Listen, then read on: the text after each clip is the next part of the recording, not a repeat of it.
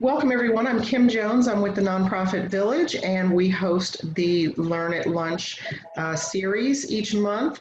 Our sponsor, Sandy Spring Bank, represented by Joey Chambers, one of the Joey's new title, Senior VP. Yes, Senior Treasury Officer. Yeah, so Joey's been a partner of ours for a couple of years and is an ongoing volunteer with many of our nonprofits. He provides a lot of support and direction on financial matters and connecting them to other resources in the community. He's now engaged the bank over the past year and a half to do more with us, and this is one of the programs that they sponsor. So thank you, Joey, for your sponsorship.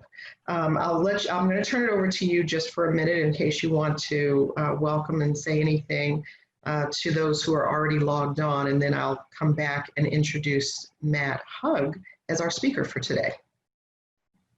Joey? I just want to welcome everybody that's here. I'm with Revere Sandy Spring Bank.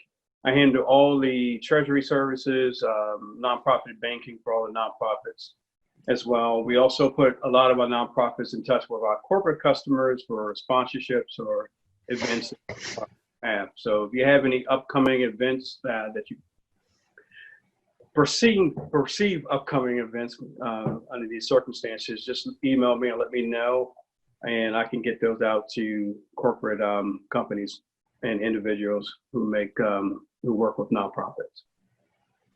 And I'm happy to provide Joey's contact information if anybody does need that, okay? In fact, I will, sorry to interrupt Joey, but I'll be sending, after this is over, probably later this afternoon, a link to a survey. We need feedback on our programs. It's what helps us to improve them and to know what to provide as we move forward. So when I send that link, I can also send Matt's information and Joey's information. Joey, anything else you'd like to share at this time? No, other than that, we're pretty much been working on the SBA payment protection loans almost 12 to 14 hours a day. Mm-hmm. But I know the county had just released their funding. So my recommendation is to apply as soon as possible. We probably have about maybe 1,900 customers that applied. Too late, there's not going to get the SBA payment protection. So the faster you can apply for these grants and things that is being offered, the better chance you have of getting those. Yeah, and the SBA apparently shut down the PPP program last night or this morning. This morning. Yeah, so, and we were awarded, so we got our award on Monday. So it was several days ago. We've been advising, and for those of you that are in Montgomery County, I know we have participants in this session from all around the region. But for those in Montgomery County, the county grant program that opened yesterday already has over 2,000 applications. They were anticipating they could only fund about 1,000. There will be a second round coming through. You'll have to wait until after the 1st of May because they will ask for April financials, where the round that opened yesterday was only asking for March financials, and you had to demonstrate a 50% loss of revenue.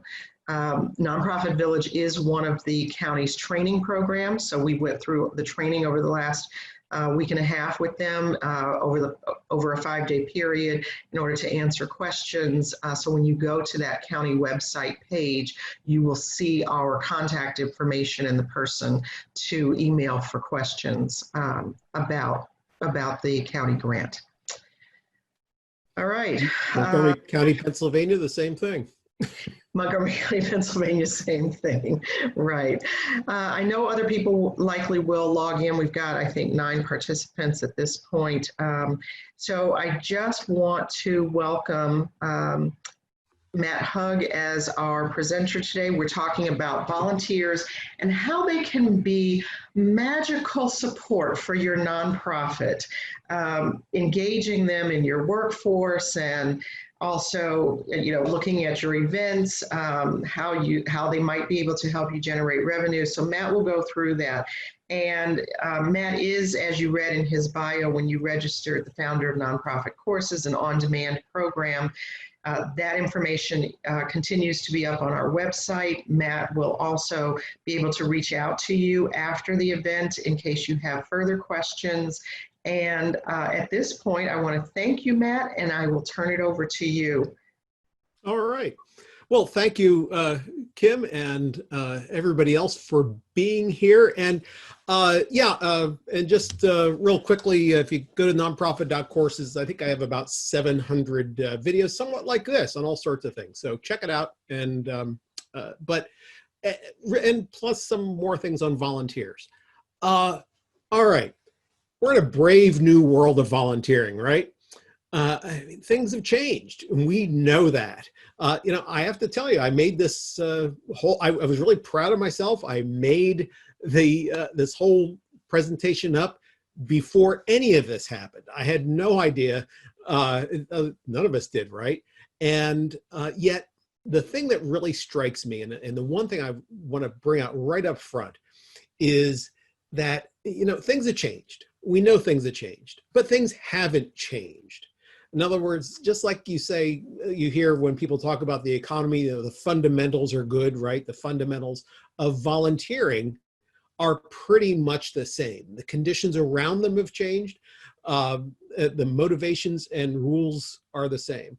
But this means something to us as humans.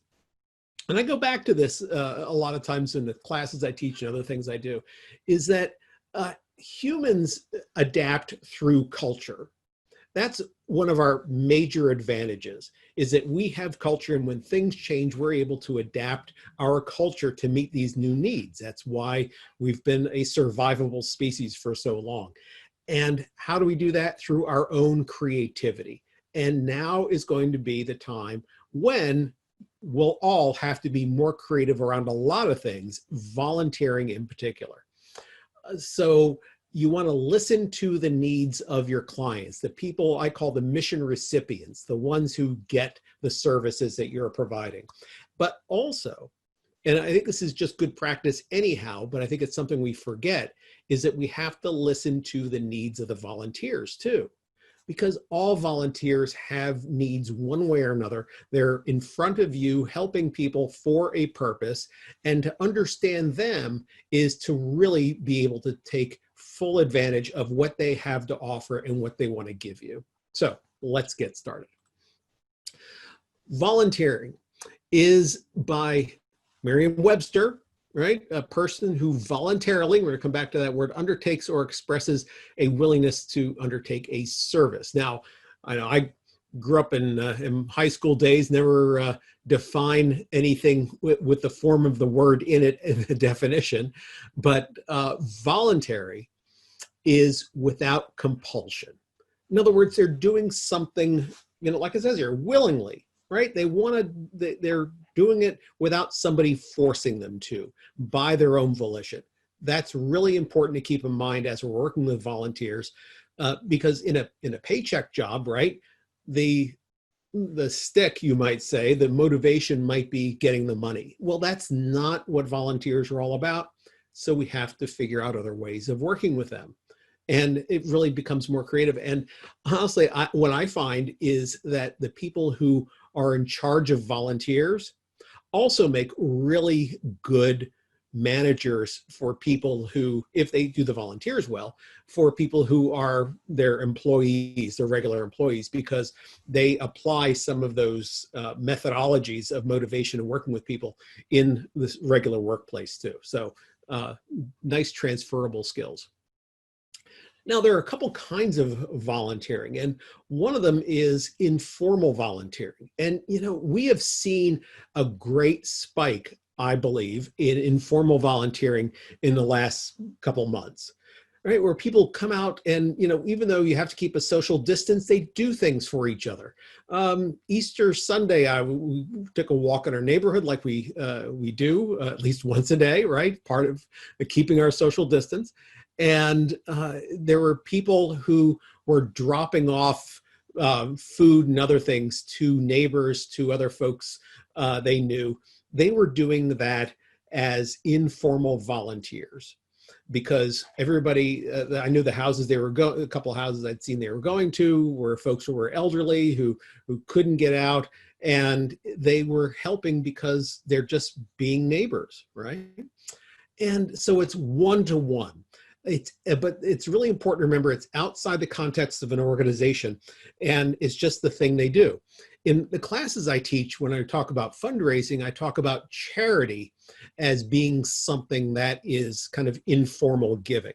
Now, we can talk all day about what charity is, whether that's the real definition or not, right? But it's a helpful way to parallel these things. Informal volunteering is akin to charity. Therefore, formal volunteering is akin to philanthropy. In other words, it's done in an organizational context. And this is where you live. You live in the formal volunteering world where you have a mission. Now, there is really good reason to do formal volunteering, which is because you can gather people together and focus on a bigger objective to accomplish something in that organizational context.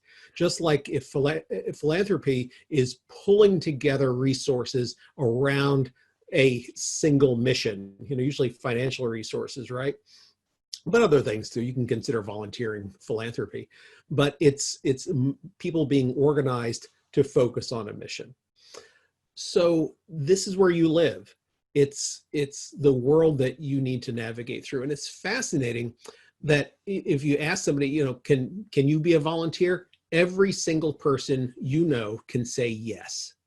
There isn't anybody who can't be a volunteer. It doesn't mean they are volunteers, but everybody can be one. And that's important to keep in mind, which, but we got to winnow that down to find the right people for you. We're going to talk about that in a bit.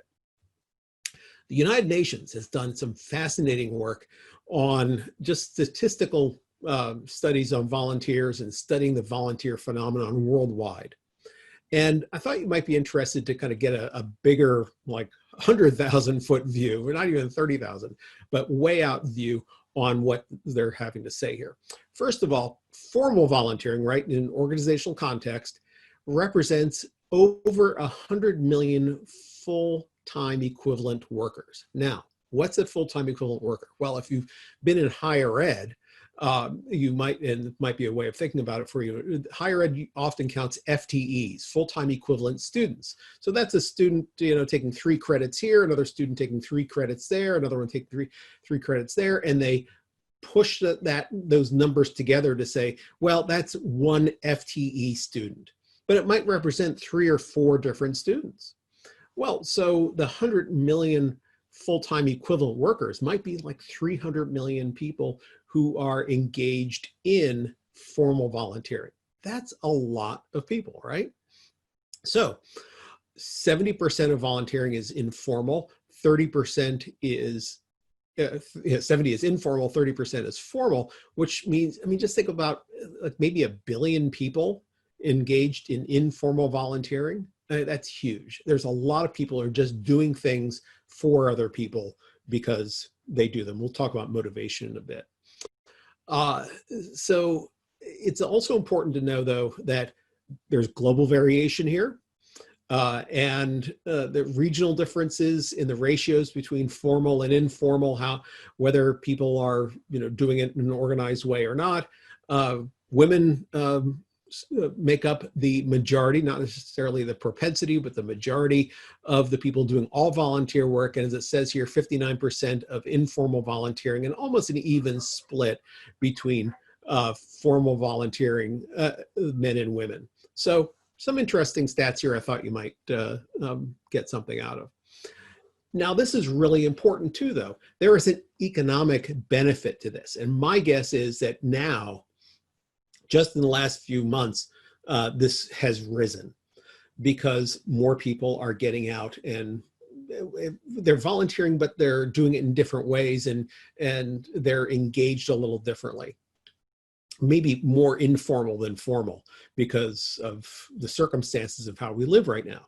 But you can see here that 2.4% of the global economy is volunteer-based, which is really significant. That's a nice chunk of things getting done based on just volunteering. So, does everybody volunteer? No, not everybody volunteers. You know, and like I kind of alluded to earlier, it varies world region, but also even within our own country and within our region, wherever you are, whether it's the mid-Atlantic or the South or the West or whatever. That culture makes a big difference in volunteering. Some cultures encourage volunteering, other cultures not so much. Life stage and generation does. You know, way back when, early in my career, I remember sitting around the table and us wringing our hands about whether boomers were going to be philanthropists, because at that point they weren't. Well, they weren't at the life stage that they could be. They were in midlife where they were raising families and had high expenses. So they weren't early on where they had disposable income, and they weren't later on in life where they had disposable income. And so we really worried about that. Well, now boomers are a huge benefit philanthropically and in the volunteer pool. So life stage and generation has a big thing to do with it. Socioeconomic status, you know, just like people in lower socioeconomic statuses, right, give more in relation to their total wealth. I think they volunteer more too, you see. But it depends on how you're counting that. Again, formal, informal, and how they're, and whether they have time and all that, and we'll talk about that too. Are people networked? You know, the number one reason why people volunteer is because they're asked. Yeah. So if nobody's asking them and nobody's networking, and you're not networking to get to them, doesn't work. Religiosity, very interesting. Again, another parallel to fundraising and you know, gift, monetary gift philanthropy, is that religiosity drives a lot of volunteerism, just like it drives a lot of philanthropy. And it's not that yes, they will volunteer within their religious circle. That's important. But it also means that they also volunteer and give more outside their religious circle, because there's a training, there's a regularity of connecting with people and doing things that is, and it doesn't matter what religion we're talking about. People who are more religious tend to be more philanthropic and volunteer proportionally as well. So I find this fascinating. When you ask average Americans, 90% of them say, yes, I want to volunteer. 25% of them do volunteer. Now, you might be depressed by that little factoid there. I actually think it's kind of encouraging, because you have a nice 70% upside of potential people who still say they want to do something, but haven't gotten engaged yet. And you can really, you know, start digging into that. So I think there's some nice potential there to keep in mind that people are well-intended. They want to do things. They just haven't figured out how to do it and made the time, or basically what's that mean? Made it a priority. Because maybe they haven't found something that really engages them. It's not fun, or and you know, there's a lot of reasons. So we'll talk here. Why do people not volunteer? And the number one thing they'll say is, I don't have time to volunteer. Really? We'll have 24 hours in a day. Well, okay, Kim probably has 26 because of the great work she does, right? But we all have 24 hours in a day.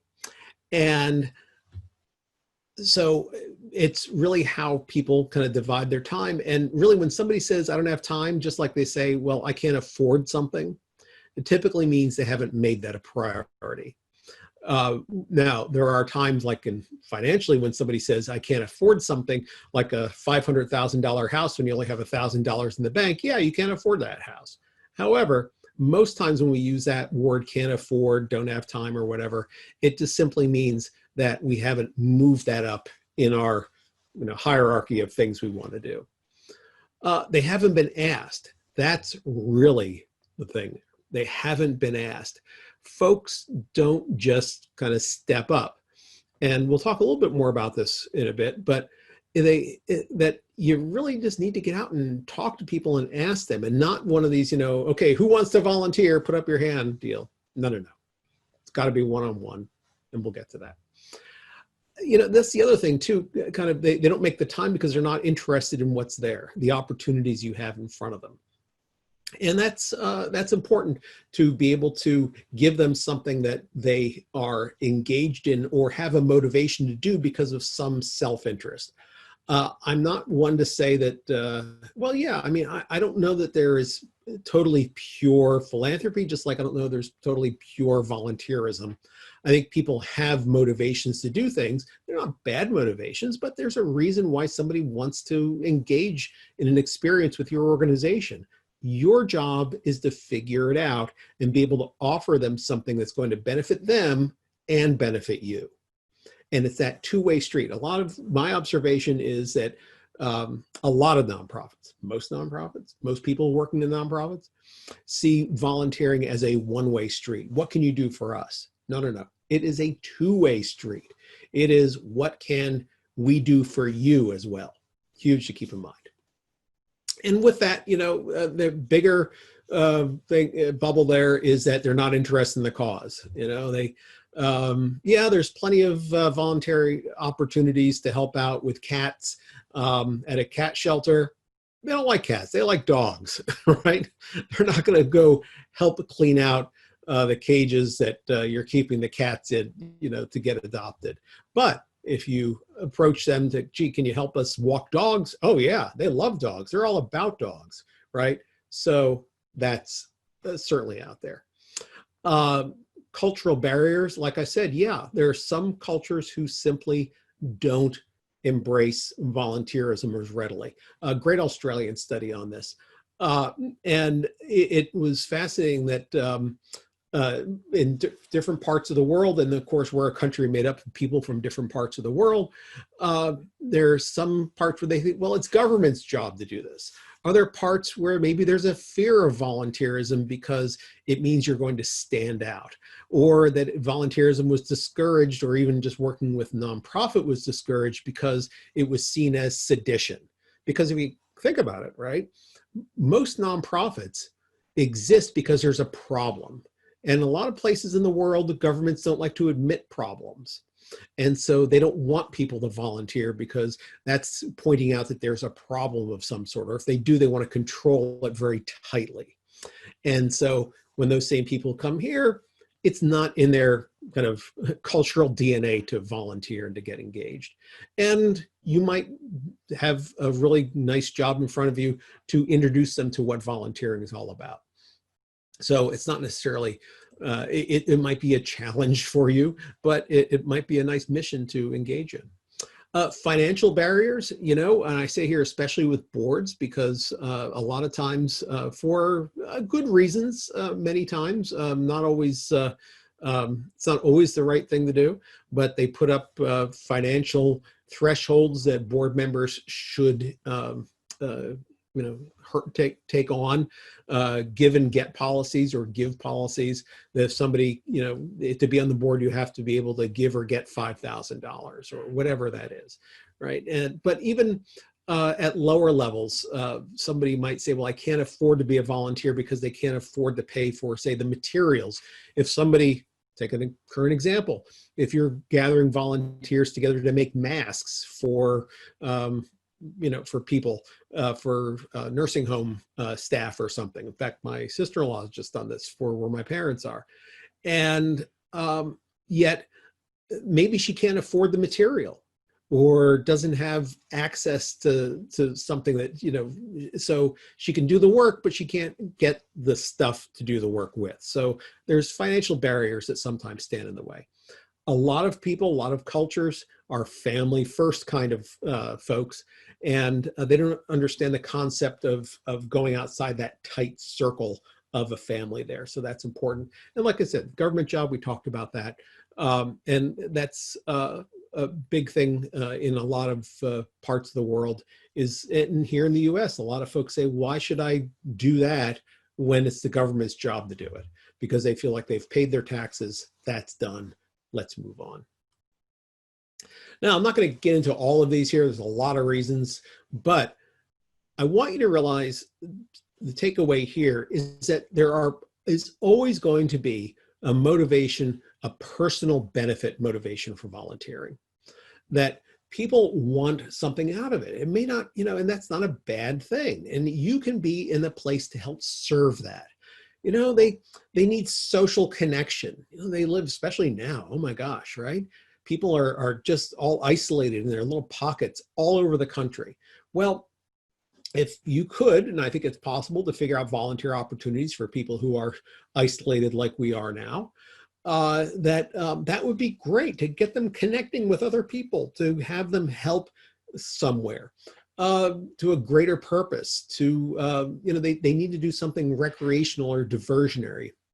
So that might be a serious mission for you to go do Meals on Wheels, for example. But for them, it's just getting out of the house and connecting with people socially, even through a glass door or something, and smiling and waving because you've done something good for somebody. And then that's the other thing too, that people feel like, well, gee, I did something good. I will tell you, volunteering is empowering. And, like philanthropy, like giving monetary things, giving of yourself, your time, puts you in a power position. It is someplace where you feel like you have done good, and it makes you feel good, and it empowers you to do other things.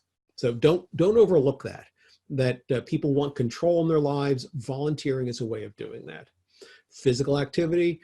Now, I have here satisfy adjudication. Some people are made to volunteer. We're going to talk about that in a second. There are some transactional benefits. If you volunteer for the art museum, you get a discount at the gift shop or whatever. If that's really what motivates them, God bless them. Come on board. Let's put you to work. Community visibility. Some people really want that or whatever. And we can systematize these a little bit too. In fact, if you guys haven't found this book here, 7 Faces of Philanthropy, it's an oldie but a goodie. And it really, I think, speaks not only to giving, but it speaks to volunteering as well. Because what Prince and File figured out here after a series of interviews. Now, these were people who were kind of what we would now call the greatest generation type. They had significant means. And so if you take account for the date of the book and also the people they were doing, but I still think that these types of donors, of givers, of volunteers exist, maybe not quite in the same ratios, but it's a good paradigm for you. Altruists are people who just do it because they feel good. This is the right thing to do. Communitarian is somebody who feels that, well, if I give my time and my money or whatever, that the whole community moves up and we all do better. That's their motivation. Devout, I think of John Belushi and Dan Aykroyd, right? They're on a mission from God, but it's a really good way of folks to fulfill what they feel is a faith journey for themselves. Investors are interesting because investors don't invest they're not trying to get necessarily a return from themselves, but they want to see their little bit turn into a lot of it. These are the folks who might give $10 to buy bags of rice in Namibia or something, because they know that that'll buy more rice there than it will here. They want a bigger bang for their buck. And for volunteering, it's the same thing. They want to see their little bit of work do a lot of good. Socialites, I think of the old Gilligan's Island reruns, the Howls, right? But these are the folks who do it because their social circles are all involved in things. These are the people who are going to run your events and bring their friends into your events for you. Dynasts are people who have a family tradition of giving and volunteering because it's the thing that their family always did. There's a leadership aspect of it to them in the community, and that, you know, this is how they were raised. It doesn't matter whether they have means or don't have means. They were raised to always do things in the community and to keep on this tradition of volunteering and giving. And repayers are the people who got something out of whatever you had done for them and now want to give back. So, you know, if they took advantage of your shelter services, you know, of a women's shelter or a homeless shelter or something, they want to help out there because you helped them and they've moved on now and are doing better and feel like you made a big difference in their lives. Hospitals really take advantage of this. Higher ed certainly takes advantage of this. But all sorts of other programs too, you know, youth programs can, and just anytime we are making a change in somebody's life, you're going to have somebody come back and say, I want to give back because you helped me. That's a repayer. So when is a volunteer not a volunteer? Like I alluded to before, when they're a mandatory volunteer, right? So mandatory volunteerism is like the folks who were adjudicated to be volunteers. My wife used to work at a thrift shop. She helped manage a thrift shop. And every once in a while, somebody would come in and say, I have to do X number of hours of community service to fulfill, you know, they had a DUI or something, or some kid did something stupid and the judge said, you know, community service. And so they volunteered, as I will put in quotes here. Yeah, you know, that's tough because it puts a burden on you as people who utilize volunteers. They don't always make the best volunteers. You also see this with school programs where schools say, well, you have to put in so many volunteer hours to graduate, you know, that kind of thing. I don't think it's the best way to move forward, but you're going to have to deal with them. Or maybe you don't. You could just refuse this too. You know, you don't have to take on these people. But I wanted to just say something about that because I knew it's part of your life for many folks here. So how can you use volunteers? Well, you know, I think volunteers can be any part of an organization. Doesn't matter, you know, from top to bottom. I know volunteers. In fact, a good friend of mine is a volunteer executive director of an organization that helped people find jobs in, you know, when they're in transition. 4,000 members of this organization throughout the Philadelphia region.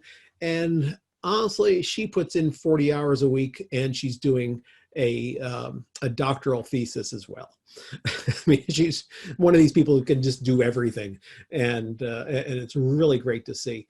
But the organization's trying to figure out how to get a paycheck to her for some of this too. But it's a mission she has a passion for. But you know, program delivery, infrastructure, facilities, operations, back office, marketing, revenue generation, you know, fundraising, and more. Every aspect of what you do can be a volunteer. Now, I say that and I'll put a little asterisk up there because in some states, for some things, you cannot. For example, state by state, I've seen this vary where if you need to have a professional license to do something like a medical license, while they could volunteer, it might be that their insurance, their malpractice insurance, doesn't carry into that clinic they're going to volunteer for and help. So they are less likely to volunteer because there is some large personal risk to doing so. Because if they mess up in the clinic they're volunteering for, you know, that whatever you're doing. I saw this actually with, I did a webinar years ago with somebody working in a dental practice, and they said, oh, no. Dentists, we have to hire our dentists so their insurance will cover them. And really for what that meant for them was they had to pay for their malpractice insurance because the person didn't want money for it, but they had to get money for it so that their malpractice was paid. But aside from circumstances like that, volunteers can do a lot for you. And, you shouldn't, unfortunately, some organizations don't realize that. And there are some organizations that also feel constricted by funding for volunteers and for giving too.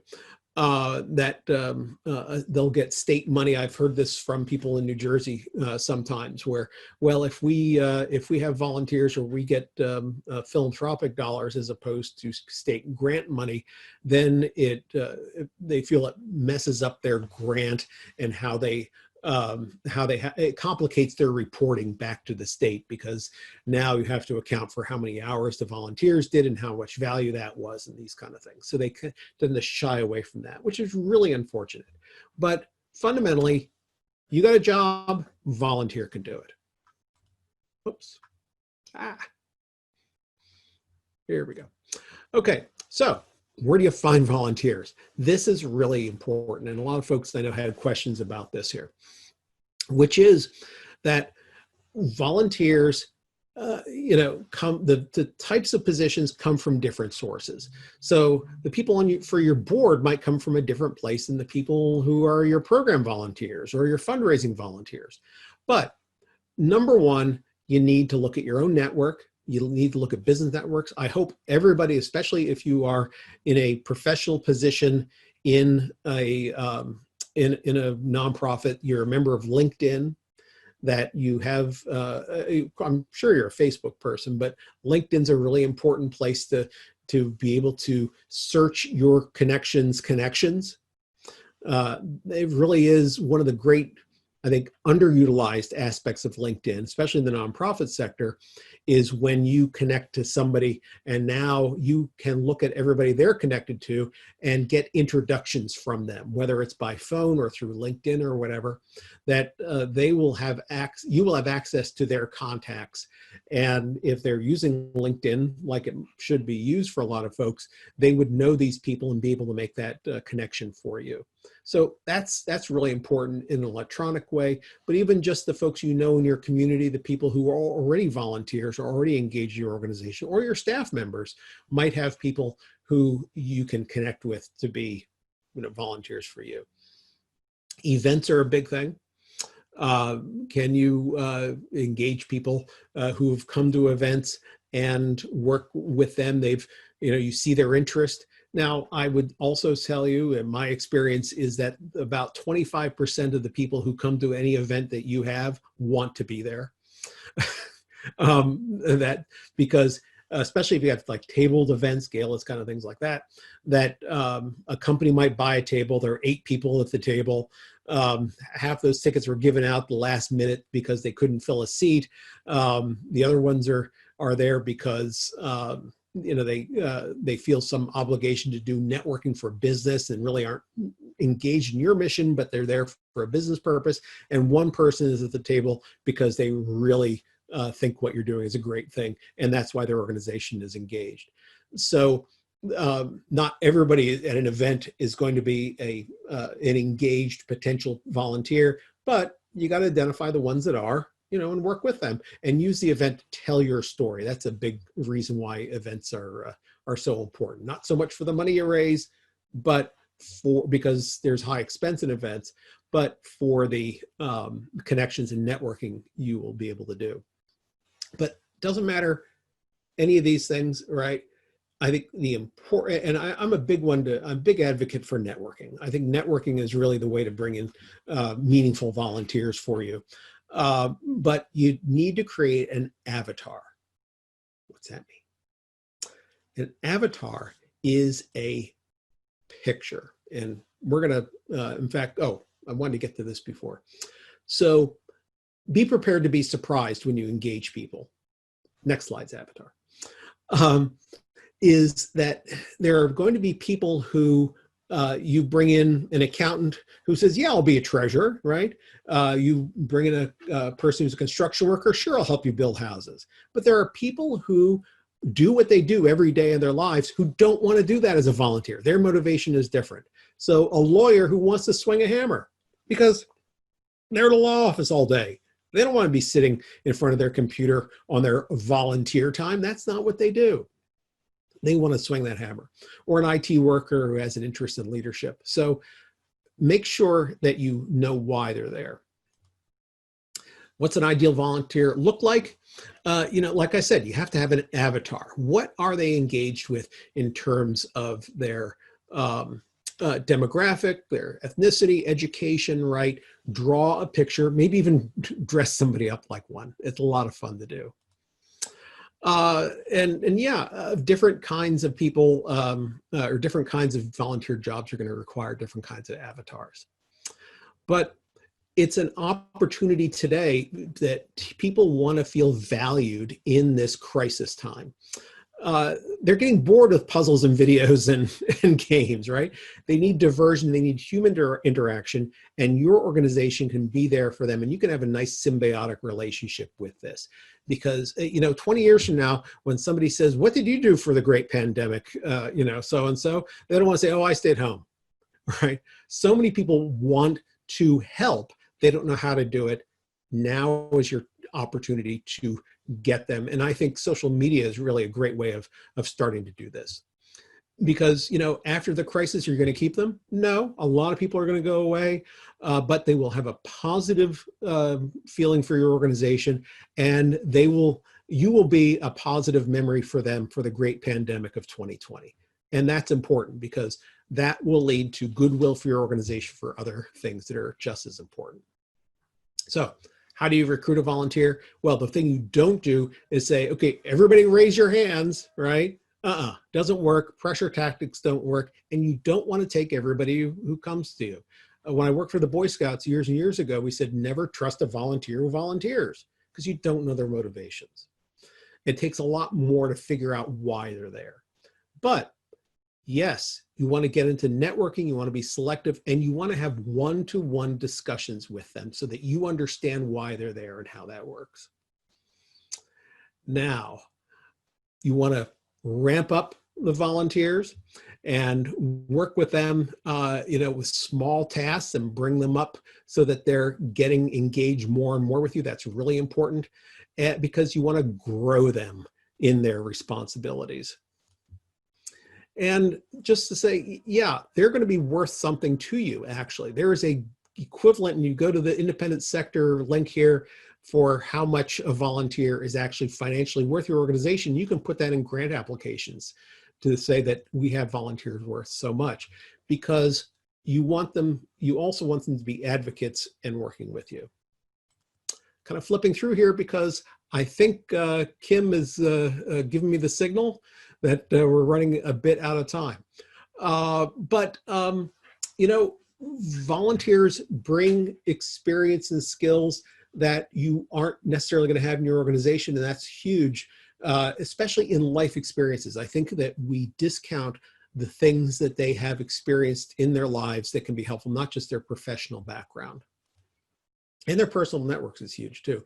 And they make great donors, which is big. That people who volunteer have a much higher propensity to give. I am not one to encourage, I give my time, not my money. No, we want your money too, because that's going to connect you closer to us, and you will become an advocate for us if you give money. They're not free though. You've got all sorts of expenses. I think a lot of this when you see this here, of all the things you have to do to keep a volunteer program going. And you're going to have problems, and there are risks, right? From confidentiality, handling money, reputation, injury, child protection. You got to cover yourself for these things, especially, and I'm a big advocate, the child protection thing is big and the money thing is huge too. These are things that are going to put you, if handled incorrectly, in the headlines before Middle East peace. So you need to do it right. And there are and this is something that folks don't necessarily consider, that you might end up inadvertently replacing low-paid workers. Think about when you buy a Tom's shoes. Oh, great, they give that shoes away to somebody else. Well, that also eviscerates the economy in another country for somebody who could sell or make shoes. Us telling folks it's the right way, it's the only way, and eroding their dignity. This is why this is a really good book to grab if you want to motivate anybody in the workplace, but particularly volunteers, because autonomy, mastery, purpose is, a nonprofit's own purpose. But I would recommend you grab this. I think this is will be helpful in your working with volunteers.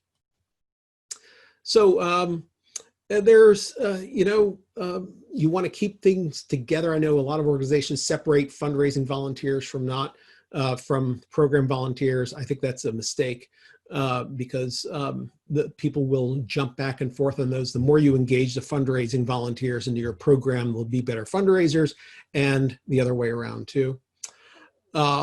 Raise them up as heroes. I think you probably already do this, but that's important that they feel appreciated. And, give them specific things to do. I say covenant here because a covenant talks about what is between two people, that what they're getting back for this relationship, as well as what you're telling them that their job is. It's because you can give a job description to an employee because they are getting money in return. You know that. But you have to understand what the volunteer wants in return and be able to codify that. I think that's really important. Technology, huge part of helping. And these days, virtual volunteering can be a real big asset for us. And so that's important to start finding creative ways of having people be able to help in a dispersed fashion. And yeah, you can get rid of volunteers. Don't think you can't, especially for cause, but also, believe me, people will stop showing up. There's a reason for it, and they probably just don't feel it's a worthwhile experience for them. Put you and them out of their misery and have a conversation and say, maybe this isn't the right thing to do. Important, they can get tax benefits but no, you can't take off your cost of time. If somebody makes $25 an hour, they can't deduct that, but you can get mileage and some direct expenses. And that's nice. Some people, that's a nice little perk for folks. And make sure you incentivize them based on what they want to get out of your relationship with them. And you can take a look through these here, but give them feedback and educate them. I think that's really important, that you engage them and educate them in what they need to do for you, because they want to do the right thing, but they can't do it unless you tell them what that is. Now, and well, let me, I know I'm a little biased here because education is kind of what I do, but I can't say enough about how educating somebody in their task as a volunteer is important. And I really have seen some significant failures in it. But the problem is a lot of volunteers aren't open to education. And so you have to be creative. You have to figure out how to get the things that you want in them to do without necessarily calling it training or education or whatever it is. You need to show them things. You need to have folks give testimonials who are your mission recipients. You need to have them actually work side by side with somebody as kind of an apprenticeship. But so maybe a classroom setting where, okay, we're all going to learn about thus and such isn't the best way of doing it, because, it's just, they're not into it. They're not there to sit in a classroom. They're there to actually do. So you have to figure out education around that. And it's important to realize that, in trends of volunteering, that short-term volunteering is increasingly important. It's almost like that step from informal volunteering and just getting themselves into formal volunteering. And then, like we showed before, growing them after that. People don't want to be on committees. What's the difference? Committees sound like, oh my gosh, I'm going to be here forever. Task forces, oh, we got a job. It's just this task, then we're done. That kind of thing, to engage them slowly as you grow them as volunteers. So I know I kind of hurried up there at the end because I wanted to meet our time deadline. There's a lot of good stuff here. I hope you thought so. Questions. I had some questions early that were passed on to me here. how to get people to volunteer in these troubled times. I think people want to volunteer in these troubled times.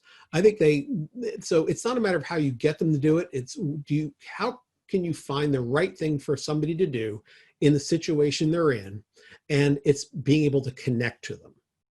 And I really think that social media is our key to that. Is having people, it's hard to say, what kind of nonprofit somebody came from to ask this, but if you can find small things for people to do in their homes, that's great. And be able to give them supplies or whatever it is to be able to do that. I think that makes a big difference. I think I have, do we have chat? Oh, I see chat here. Let's see. Yeah, everybody please unmute yourselves. Do we need to give compensation to volunteers? The answer is no. They're volunteers. Now, you might cover expenses. I think that might be helpful, but depending on where they are on things. But no, you don't need to compensate volunteers more than saying thank you and meeting whatever need there is that they have to engage that way. Capitalize on volunteers, help development of board members. Oh my gosh, that's a whole other thing. But just to say that a lot of getting people to fundraise, nobody comes into an well, I say nobody, few people come into an organization and say, "Whoo, I want to fundraise for this group," right? No, they're there for the mission. So as much as you can connect them to the mission, you will motivate them to say, how can I get people to help pay for this? And this is really good. Yes, I will be sending out the presentation. So don't think you had to write all this down. I'm happy to do that. And yeah, getting them to attend meetings. Actually, I think maybe we might be advantaged now, because one of the issues about attending meetings is physically getting there. And now that so many things are moved online. By the way, Zoom is great. I also use freeconferencecall.com, and that's a great way to engage people too. But I think it might be easier for people to do that than otherwise. Matt? Yes. Hi, it's Kim. I think Ellie, not Ellie, had a question. Yes, I see that here. Ellie, not Ellie. Ellie, not Ellie. Yeah. Yeah, looking for volunteers to provide rides. Gosh. Again, I think, social media might be good. One of the issues you're going to face, I'm sure you do anyhow, is insurance and those kind of things, right? But assuming that people meet your minimums that way, I know way back when I was a scouting volunteer, we had, you had to have certain insurance standards. And then, of course, people feeling at risk because of the close contact and all. I think your biggest challenge is being able to assure people that they can do this well without putting themselves at personal risk. Because I'm sure that folks would welcome having social interaction with somebody else at this point, especially in person. But yeah, keeping that social distance, and talking about how, wearing masks while they're driving, where they may not otherwise do that, having their car cleaned, how to clean the car so that the person they're taking is at less risk. But being able to identify people to do that, you might think about, I know if I were to do that here where I live, we have a community Facebook group, Citizens for the Revitalization of Lansdale, Pennsylvania. And if somebody put out a call like that on that group, I'll bet there'd be a dozen people that step up who would do it. So at that point, then it's a matter of getting into these groups and using your network to engage them. Thoughts, questions?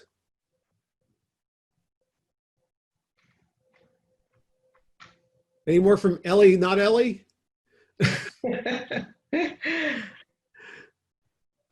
Who else did we have here?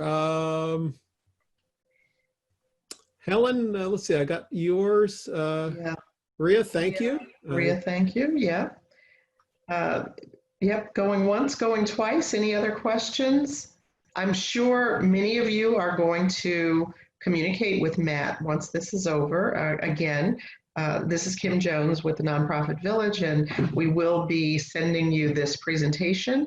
and a link to an evaluation form. We will share your email address with Matt so that he can reach back out to you and answer more questions if you need more information. And Kim, if I may, real quick, just and it sounds like an ad, but it really isn't. That if you go to the website, it's nonprofit.courses, not .org or .com, just .courses. It's a new top-level domain, and you really will find a lot of stuff there. It's open access.